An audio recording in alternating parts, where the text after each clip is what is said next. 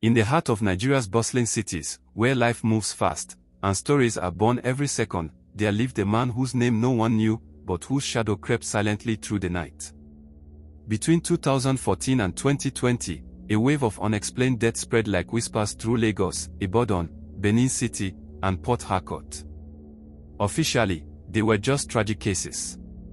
A few were never even reported. But buried beneath the silence, a chilling pattern waited to be uncovered.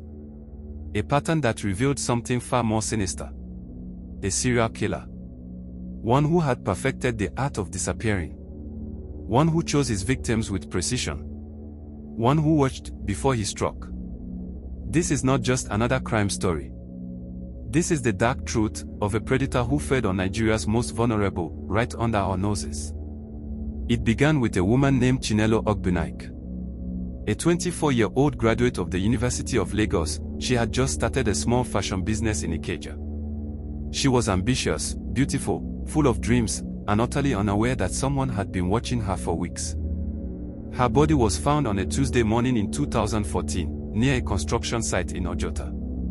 She was fully clothed. No signs of sexual assault. No valuables missing. Only a shallow cut across her throat, clean, almost surgical, and a playing card, the two of hearts, placed in her pocket. The police ruled it a robbery gone wrong. But her family insisted Chinelo never stayed out late. She never took unknown rides. Something didn't add up. They were right. 3 months later, in Ibadan, a similar case surfaced. A street vendor named Ifideo Akimbio, age 29, was found in a ditch. Same cut. Same card, two of hearts. It was no coincidence. But Nigeria, like much of the world, is not wired to spot serial patterns unless they scream loudly. And this killer was whispering. As the deaths continued, one every few months, local newspapers barely took notice. After all, they were spaced across cities, over time, and victims came from different walks of life. Street workers. Students. A bank teller. A security guard. A club dancer. But one man did notice. DSP Andrew Obesai, a mid-level officer with the Lagos State Criminal Investigation Department, began compiling details on what he called the pattern killer. He noted the cuts, the cards, the eerie similarities in timelines. He was laughed off. Told he'd been watching too much Netflix. But Obesai kept digging. He built a private case file. Dozens of handwritten notes. Pins on maps. Autopsy reports he shouldn't have had access to. He didn't know it yet, but he was being watched too. Witnesses never saw the killer's face. But they recalled strange details.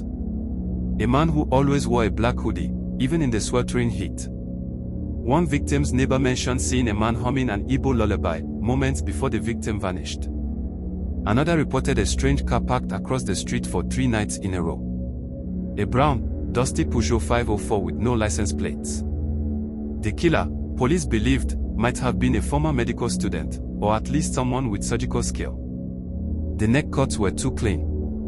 No signs of rage. No blood splatter at the scene. He was methodical. Clean. Smart. And terrifyingly patient.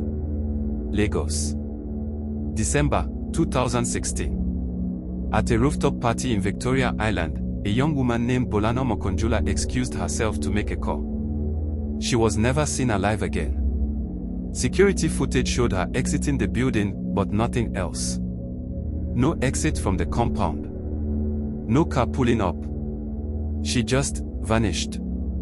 A week later, her body appeared at the shore of the Lagos Lagoon. Same signature.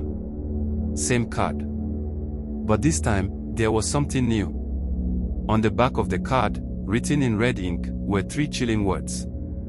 "You'll never find me." The killer had a name now. Not his real one, but a nickname from the press. The Card Player. It spread across Twitter and crime blogs. Suddenly, people were connecting dots.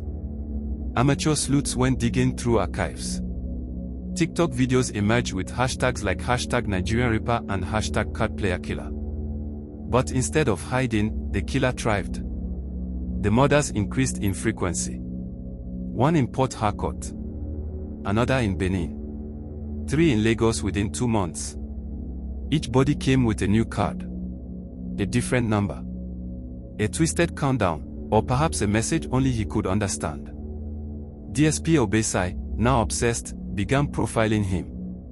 He believed the card player was creating his own version of a perfect deck, 52 symbolic victims. A ritual. A collection. And by 2019, the count was at 18. But just when Obesai thought he was getting close, something happened. The killer changed his pattern. And a new type of victim appeared. You see, the earlier victims had all been poor or middle class. But now, his next target was the daughter of a prominent senator. And that, my friend, would change everything. Red Square, to be continued in Part 2. Title: The Serial Killer Who Lurked in the Shadows of Nigerian Cities, Part 2, The Victim with Powerful Enemies.